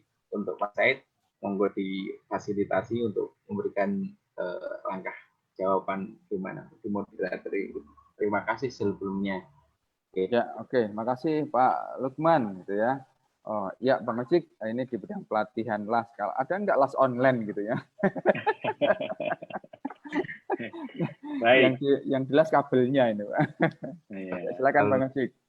Baik, terima kasih Pak Lukman. Nah, ini tantangan ini pertanyaannya Pak Lukman. Jadi kalau kita mengacu kepada berarti produknya. Nah, kalau konsumennya kan masih ada nih, ada yang menggunakan prakerja butuh nih pelatihan, ya kan? Berarti konsumennya masih ada. Kemudian target konsumennya juga masih jelas nih bahwa para orang yang membutuhkan skill teknik dan kemampuan untuk pengelasan, gitu ya. Nah, yang perlu dievaluasi berarti oleh Pak Lukman adalah kalau di bagian marketnya, tadi di sisi kanan dari bisnis modelnya kita, berarti kita bicara channelingnya terlebih dahulu, Pak. Nah, channelingnya kalau channelingnya masih terfokus kepada kartu prakerja, nah berarti market Bapak memang harus digali lagi. Bagaimana caranya tidak kefokus kepada orang yang memanfaatkan kartu prakerja tersebut. Bisa jadi juga Pak Lukman melakukan penyesuaian, sedikit penyesuaian dengan model belajarnya. Di lembaga training ya, seperti kita ini, seperti Pak Syahid di Aksi gitu ya, itu juga perlu dance to the new normal ya, melihat kondisi seperti sekarang ini, nggak bisa juga kita untuk saklek ke kondisi normal sebelumnya. Saya juga tidak bisa bilang bahwa bisa loh belajar ngelas itu secara online gitu ya. Tetapi saya yakin secara kompetensi mungkin ada beberapa kompetensi dari pengelasan yang bisa kita sharingkan secara online. Walaupun secara prakteknya tetap harus dilakukan di workshop-nya kita misalnya gitu ya. Nah, semula yang tadi Bapak revenue stream-nya di bagian finance-nya tadi kan ada revenue bahwa nilai training pengelasan itu 7 juta gitu ya. Atau 5 juta sampai 7 juta tadi kalau saya tidak salah dengar. Nah, dengan kondisi saat ini ya kita nggak mungkin lagi jual dan sudah pasti tidak mungkin kita jual online training las senilai 7 juta gitu. Nah, bagaimana Bapak melihat peluangnya untuk yang ini gitu? Ya, di sebagiannya offline, sebagiannya online. Gitu. Karena apa? Karena yang online itu mungkin menyangkut teori-teori pengelasan, model gitu. Tapi ini hanya dalam konteks pengetahuan saya ya Pak Lukman ya. Yang intinya adalah benang merahnya adalah bagaimana mengevaluasi channelingnya pertama, kemudian memecah revenue stream-nya. Karena kadang-kadang kita ini buat dapat ide baru, itu karena revenue stream-nya ditaruh di depan, ide barunya nggak nongol, Pak. Jadi kita tuh sederhananya ngomong gini, kan biasanya kita kalau jualan ya, pokoknya saya mesti jualan 1 miliar. Kita terfokus akhirnya mencari sebuah produk yang dia nilainya 1 miliar. Nah ini penyakit di revenue stream kalau di bisnis model. Sama tadi kayak Bapak bilang bahwa paket training las-nya Bapak itu 7 juta rupiah. Kemudian karena kita terpaku dengan 7 juta rupiahnya, kita cenderung tidak punya produk baru atau produk tadi saya bilang vertical sales yang lain gitu loh. Karena kita kefokus untuk dapetin 7 jutanya, Pak. Padahal dalam kondisi krisis seperti saat ini, kita tidak bisa berfokus ke pendapatan 7 jutanya. Tapi gimana tetap bisa dapat 7 juta, tapi dengan revenue stream yang berbeda, dengan pemecahan-pemecahan produk misalnya. Yang itu tadi saya usulkan, kalau saya salah atau perlu direvisi silakan, karena ini menyangkut bisnis modelnya Bapak. Di sebagian online, sebagian offline. Nah, dalam konteks offline-nya, dalam channeling-nya atau dalam pendistribusian produknya, komunikasinya, itu Bapak juga harus komunikasikan lebih, seperti tadi saya bilang di barbershop. Saya bilang bahwa produk saya, kalau ke outlet itu biasanya kan mereka bisa jasanya potong rambut, semir, kerimbat, keramas gitu ya. Nah, begitu dia ke rumah, kerimbat udah nggak mungkin, Pak. Kemudian keramas sudah nggak mungkin, kecuali dikeramasin ya di kamar mandinya si konsumen gitu ya. Terus penyemiran juga nggak mungkin karena butuh alat untuk memanaskan rambut supaya kita bisa lakukan steaman ya ke rambutnya kita. Nah, tapi kita berfokus saja kepada minimum value produknya tadi. Nah, minimum value produknya tadi itu adalah potong rambut saja di rumah gitu. Nah, maka Bapak tadi Pak Lukman bisa bikin revenue stream-nya, produknya dipecah. MVP yang pertama adalah teorinya atau hal-hal yang terkait dengan model-model dari pengelasan itu online. Nah, kemudian yang offline-nya adalah prakteknya. Nah, ketika prakteknya juga harus disupport dengan sosialisasi bahwa Pak Lukman mengatakan selama praktek ini, selama selama keadaan pandemi ini, prakteknya itu hanya one by one atau one on one istilahnya ya. Jadi tidak massal, gitu ya. Nah, akhirnya Bapak juga akan harus melakukan efisiensi. Semula kalau belajar lasnya itu mesti bikin satu pagar sepanjang 10 meter gitu. Nah, karena prakteknya harus one on one dan harus efisien cost-nya, ya Bapak hanya mempraktekkan bagaimana cara melas di satu besi dengan besi yang lain, setidaknya orang jadi tahu bahwa ngelas itu ya sebenarnya prinsipnya adalah seperti ini gitu. Nah, itu bisa Bapak lakukan penyesuaian. Maka penting ketika Bapak melihat produknya Bapak untuk Bapak pecah lagi menjadi minimum viable produknya. Jadi tidak fokus kepada satu produk welder training gitu ya. Kalau welder training ya orang pasti dalam bayangannya oke, untuk bisa dapat sertifikat welder training itu harus 7 juta rupiah gitu. Hari gini ya dicicil Pak. Jadi sebagian yang online misalnya 300.000 untuk teori-teorinya saja gitu. Kemudian untuk prakteknya juga sekian gitu. Secara sederhana yang tadi saya sampaikan di awal adalah bagaimana revenue stream-nya dipecah Pak. Karena hari ini kita nggak bisa bicara revenue stream saklek. Karena konsumennya yang sekarang nggak ada, Pak. Karena bisnisnya berubah. Pola konsumennya juga berubah. Gitu. Jadi kalau kita saklek dengan tarif kita training 7 juta, kemudian kita nggak pecah revenue stream-nya, sulit kita dapat konsumennya. Malah mungkin resiko yang terjadi tadi seperti saya sampaikan, kita tidak bisa mempertahankan konsumen base-nya kita. Malah lari gitu ya, ke kompetitor mungkin, atau ke bisnis yang bisa membuat konsumen dapat solusinya. Mungkin itu bisa menjawab, Pak.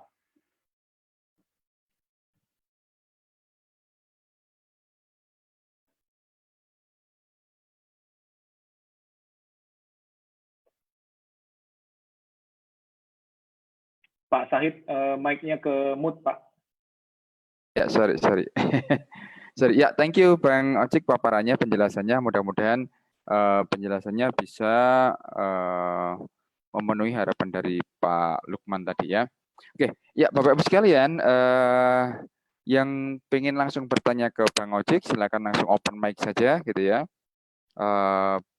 Bang Ojik, bagaimana tahapan untuk membuat layanan online yang awalnya servis menjadi apa ini ya? Sebentar. Yang awalnya servis menjadi selanjutnya bisa berbayar, walaupun tentu lebih murah offline. Oh, ini pertanyaan dari chat yang masuk di chat room ini, Bang Ojik. Iya. Apa ini maksudnya ini? Tahapan untuk membuat layanan online yang awalnya servis menjadi selanjutnya bisa berbayar, walaupun tentu lebih murah offline. Oh, ya, seperti apa Bang Ojik? Nah, ini mungkin nanti kalau saya kurang tepat menjawabnya boleh diperjelas ya di pertanyaannya, tapi saya coba serap pertanyaannya. Jadi ada tahapan dalam bisnisnya Pak Ruman ya, di sini ya namanya tertulis ya. Itu online-nya awalnya hanya untuk support gitu ya, hanya untuk pelayanan gitu loh. Nah, bagaimana bentuk pelayanannya itu bisa berubah menjadi berbayar gitu ya. Nah, itu tadi. Jadi saya udah jawab tadi juga di Pak Lukman bahwa coba dicek dulu MVP-nya. Ya, di breakdown kembali produk atau layanan yang Bapak Pak Ruman atau Ibu Ruman jual ya. Jadi kalau produk itu masih bisa ada turunannya lagi secara lebih spesifik yang bisa menjawab kebutuhan konsumen, itu akan lebih mudah kita nanti membuat skema pendapatannya atau revenue stream-nya tadi. Nah, misalnya nih, saya kasih contoh dulu saya Pak Sahid gitu ya, kalau ada mentoring gitu kan selama ini ketemunya fisik tuh. Ketemu fisik, langsung diskusi, langsung praktekin, langsung dikawalin, namanya juga mentoring gitu kan. Nah, hari ini itu tidak bisa dilakukan misalnya. Berubah, selama ini sebelumnya dulu mentoringnya itu free. Nanti kalau ada apa-apa bingung WA saya aja, feel free. Nah, gitu. Karena kita sudah dibayar di aktivitas mentoringnya. Ya kan?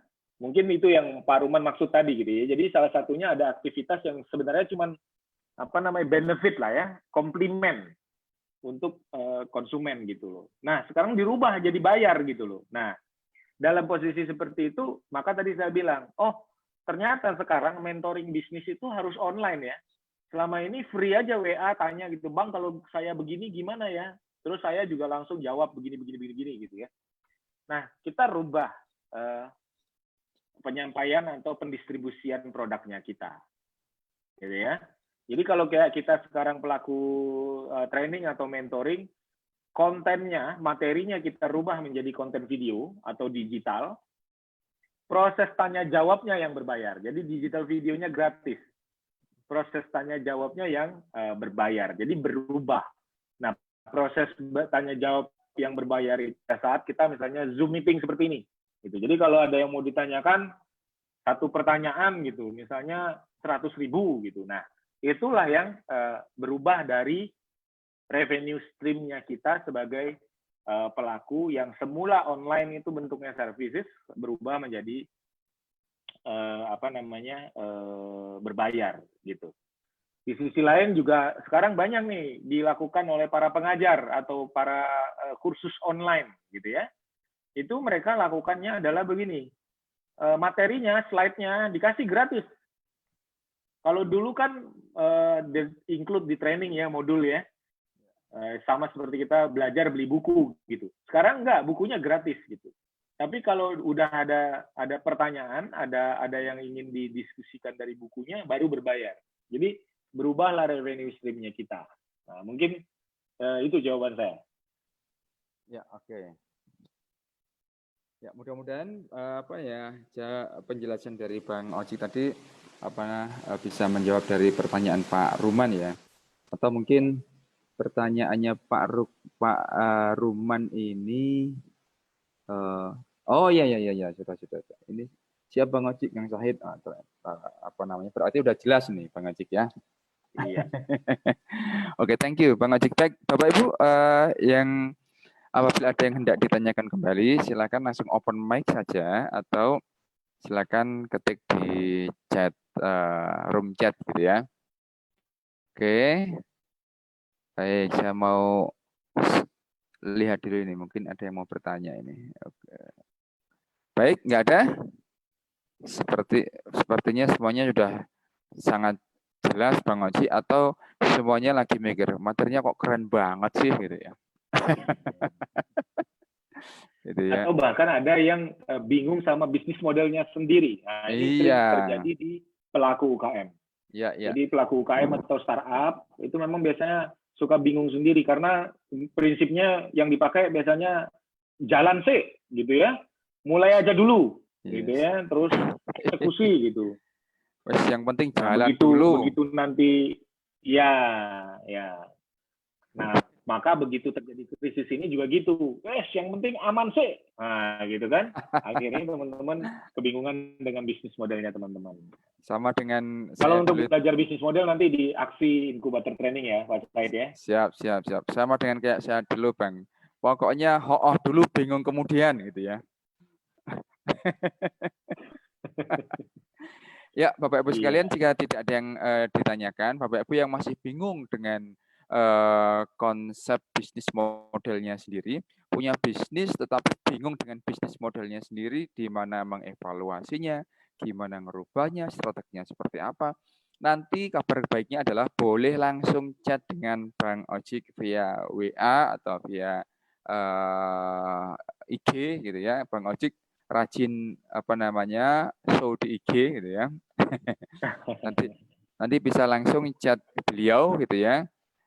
Mumpung kondisinya masih seperti ini saat tepat ketika misalnya new normal sudah datang, bisnis Bapak Ibu tidak langsung tidak mulai dari gigi 1 dulu, tapi langsung gigi 3 atau gigi 4. Karena di masa ini Bapak Ibu sudah mempersiapkan segala sesuatunya lewat bisnis modelnya dulu gitu ya.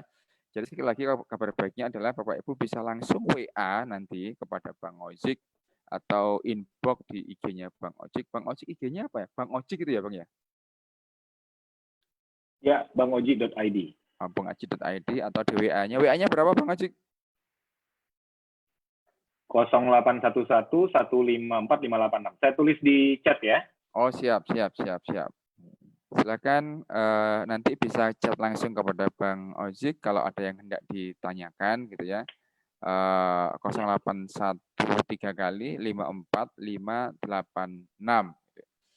Ya, baik Bapak Ibu sekalian, terima kasih atas partisipasinya yang luar biasa dalam pembelajaran siang hari ini.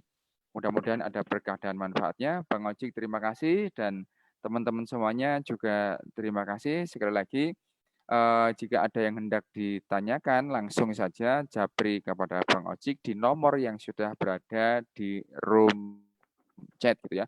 Atau kalau mau mendesain bisnis model sesuai bisnisnya masing-masing atau mengevaluasinya, juga bisa langsung japri ke Bang Ojik atau belajar di aksi inkubator bisnis gitu ya.